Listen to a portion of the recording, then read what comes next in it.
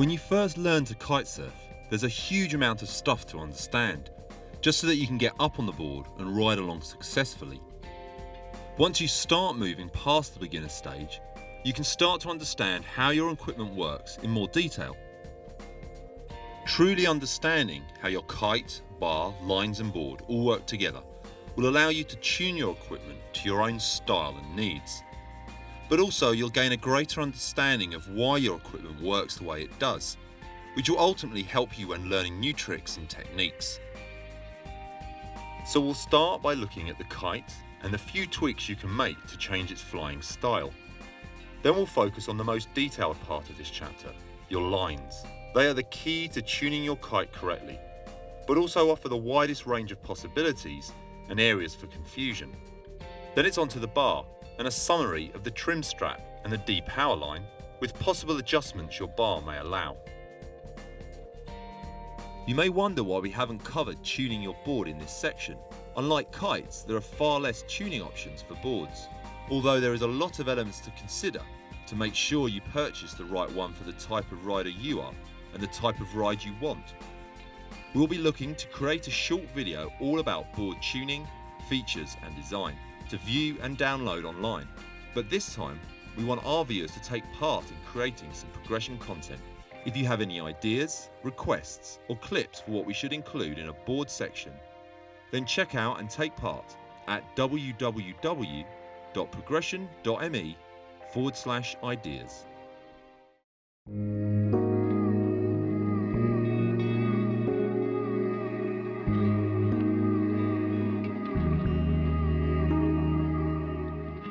Kite development has been dramatic over the past few years, and most brands have now refined and optimized the flying characteristics of their kites.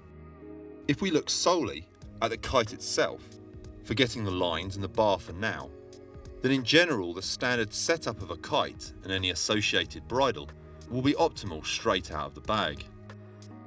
There is one area that is worth considering and experimenting with. Some kites will have multiple attachment points on either or both the front and forward tips of the kite. For 5-line kites, these will be the direct attachment points for your kite lines. For 4-line kites, this will be the attachment points where your bridle connects to your kite in the wingtip area. So what effect does changing the kite attachment points have? The back set of attachment points affect the turning speed of the kite. The further back you go, the faster the kite will turn in a wider arc, which generally generates more power through the turn. The front set of attachment points affect the overall range of D-power and the feel of the kite. The further back you go, the less D-power your kite will offer, along with a more solid, rigid feel. The further forward you go, the more D-power your kite will offer, along with a softer, more forgiving feel. In general, if you're more interested in free-ride kiting, then use the further forward attachment points. And if you're looking to do more powered or unhooked wake-style riding, then use the further back attachment points. But every kite is different in the way in which these settings will actually affect the performance and handling. So if you're looking to get a little more from your kite, then try experimenting with changing the attachment points and see how you like the changes the kite then offers.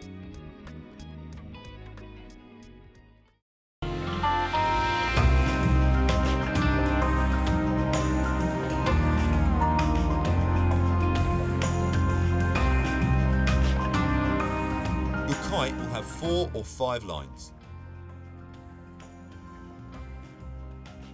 The kite flies off the 2 front lines, which lead down from the front wingtips to your strop, which is attached to your chicken loop. This then hooks onto your harness, taking the power from the kite. The 2 back lines, leading from the back of each wingtip to the ends of your bar, are used to steer the kite and adjust the power on the fly. If your kite has a 5th line, then this has some effect on the D-power and stability of the kite, but also helps you relaunch the kite after crashing it. When it comes to setting up your kite, you want your 2 front lines to be the same length, and your 2 back lines to be the same length. Then, depending on your kite, the difference in length between these 2 sets of lines can be set, along with the 5th line if you have one. Typically, these will be set correctly when you buy your kite and bar, but over time your lines may stretch and become uneven. You may change the bar or have a single bar for multiple kites, and it might not be perfectly set up for each. From the moment the kite is in the sky, you appear to change the length of the lines to the kite. By pulling left on the bar, you're effectively shortening the left line and lengthening the right line, causing the kite to change shape and then turn.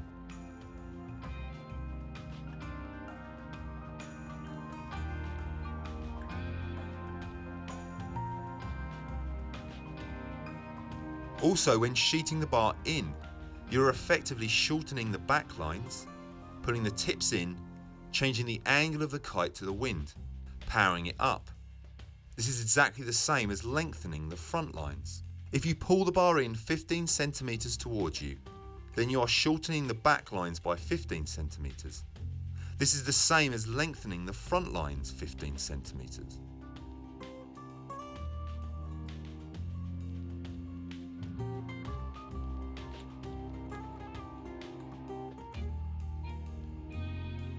If you're having problems with the back lines being too short, then this is the same as your front lines being too long.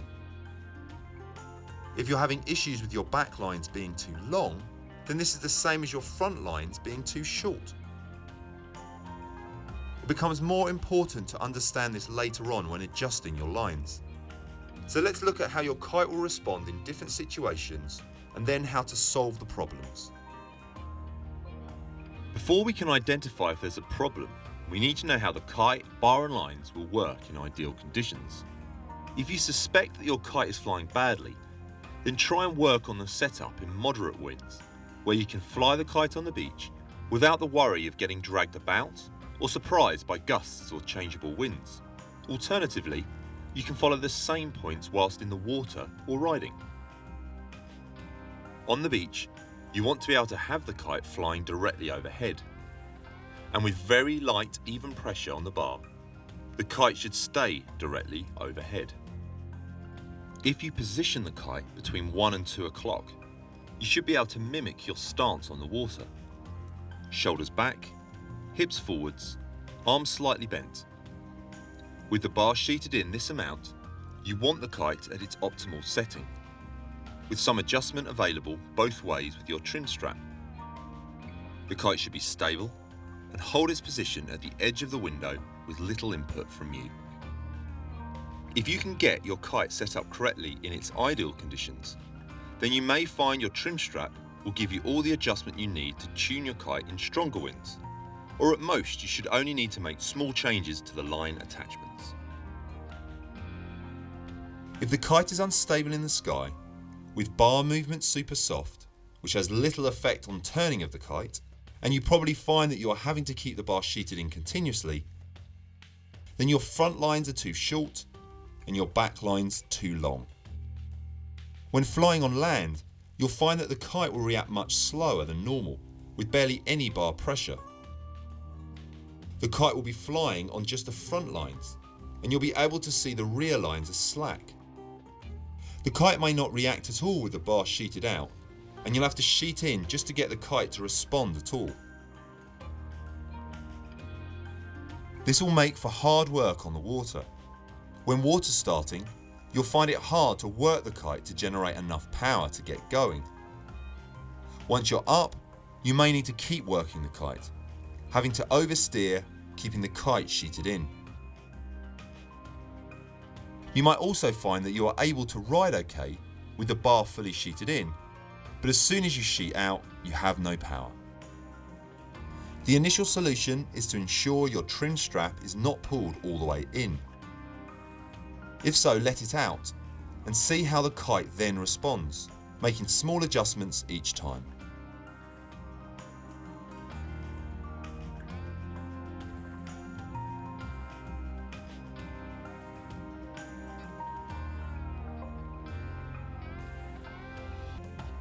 If this doesn't fix the problem, then you need to adjust your lines, either making your front lines longer or your back lines shorter. Generally, when using kites straight out the bag, you use the end attachment points for both the front and back lines on both the kite and bar. If this isn't the case, then make sure that your front lines are on their longest setting on the end knots on the kite and bar.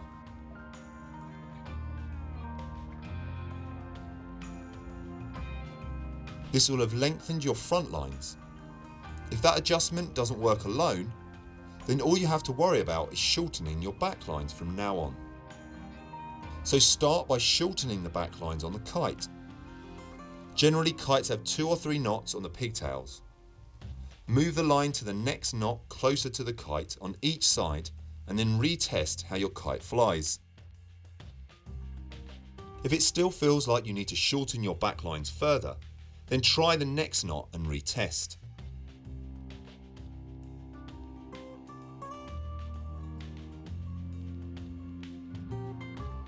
If you've ended up using the knots closest to the kite and can't shorten the pigtails anymore, then you'll have to make some adjustments at the bar.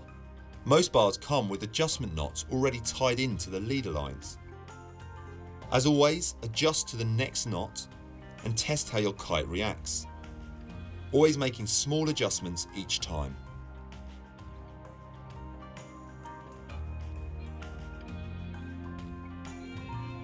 If you have shortened your back lines so much that you're on the shortest setting on both the kite and bar, then you'll have to tie in some new adjustment knots on the bar to shorten your back lines further.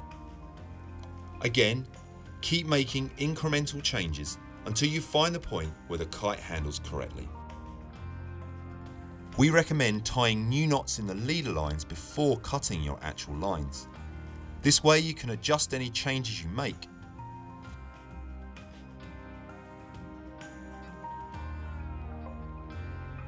If the rear of the kite tips are pulling inwards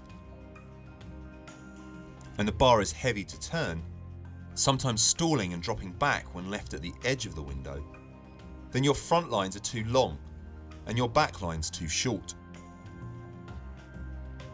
On the water, you'll find the kite very hard work to steer, with the kite sitting too far back in the window, pulling you downwind and possibly stalling. You'll also find it very hard to relaunch the kite, and it will just stall and fall back into the water. In this case, you need to shorten your front lines or lengthen your back lines. The initial solution is to ensure your trim strap is not let all the way out. If so, pull it in and see how the kite then responds.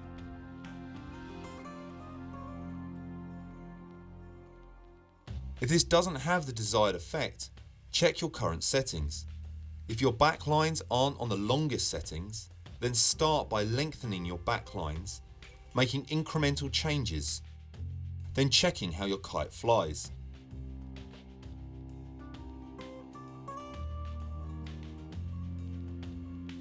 If your back lines are now or were already at the full length settings, then you need to start shortening your front lines.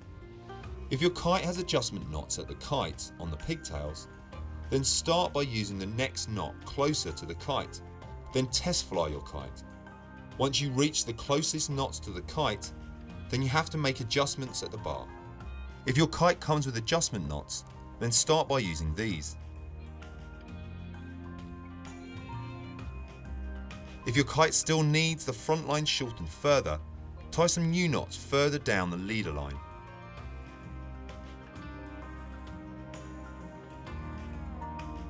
Again, retest and make small incremental changes until you're happy with how your kite is flying. When tying new knots into the leader lines or pigtails, ensure you place the knot at the same distance down the line on each side of the bar or kite. If you're flying a 5th line kite, then the correct length of this line is crucial. If the kite looks more drawn out, and though it may turn similar to normal, it seems to generate far less pull, then your 5th line is probably too long. This is something that often happens to anyone who is dropping their kite a lot and having to self-launch, hence putting a lot of tension on the 5th line. Shorten the fifth line. Typically, you can do this at the pigtail line that runs down from the leading edge.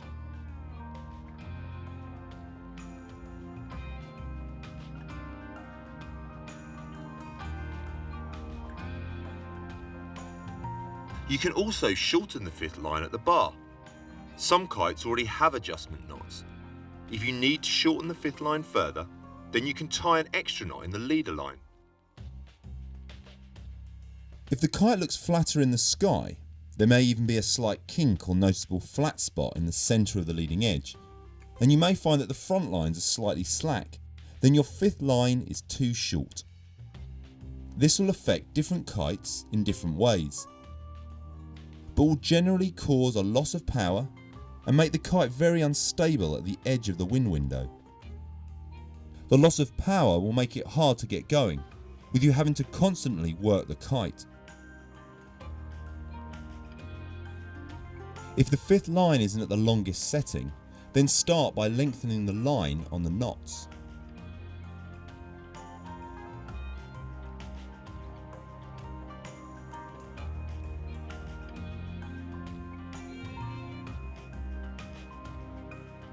If this isn't an option, then you can shorten the front lines.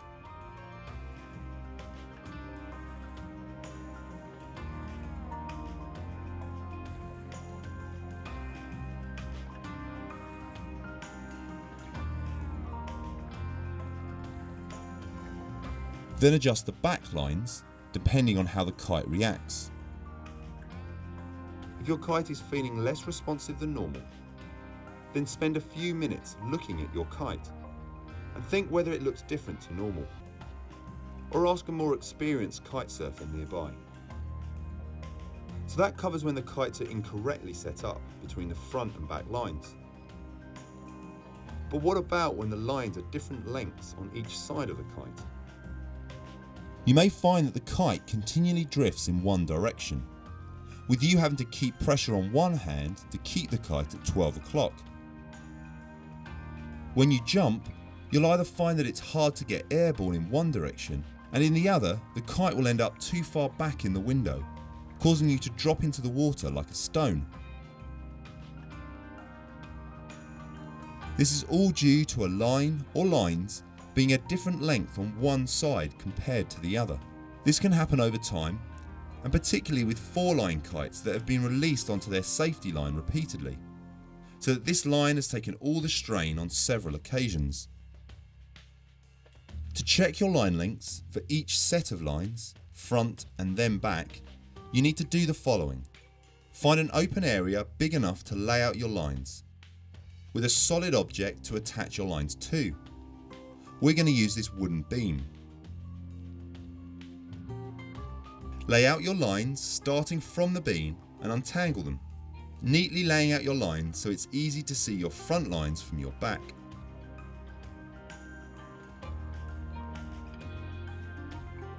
We're going to use a safety leash to attach our lines by feeding the clip end through the loop. This way you don't need any extra equipment and you can use any solid structure down at your local beach. Take your two front lines and clip them onto your safety leash. Check that they are secure, as you'll be putting quite a lot of pressure on them. Walk back to your bar and pick up the chicken loop. Put the lines under tension and look down them, so you can see any differences in the line lengths. They should sag evenly. If you see that one line sags significantly more than the other, then you know that this line is longer. Pull the longer line until there is an even sag when looking down the lines. You can then estimate how much you need to shorten that line. Tie a knot further down the leader line to shorten the line the correct amount. Pick the bar up and retest the lines. You may need to make small adjustments to the knot until the lines are perfectly even. Adjusting the leader lines will give you more precise adjustment, but may not be available on every kite. If you tie a knot in the line, then ensure that it is on the line sheath.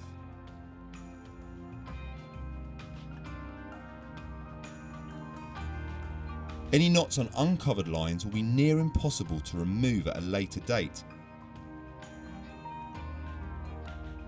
and will weaken the line.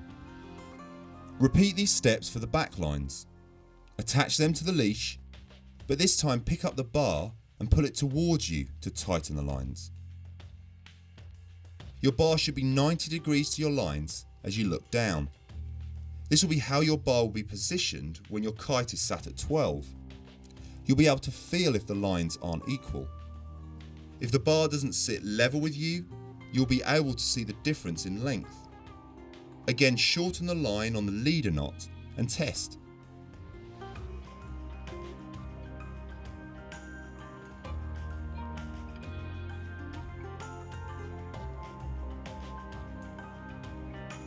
You may need to adjust the knot a few times before you get your lines even.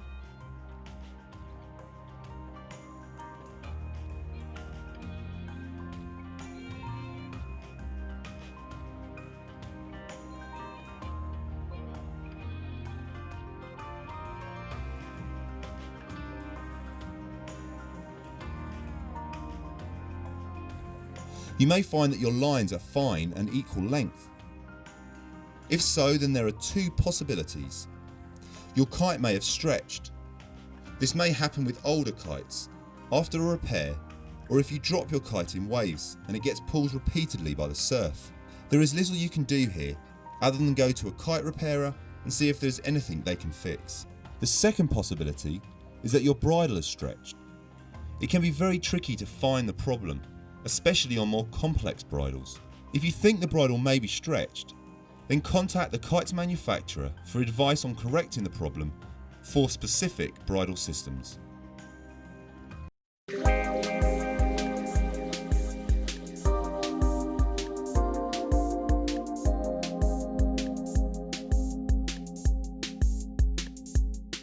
Correct setup of your bar can make a huge difference to your kiting and is something that very few people realise is possible.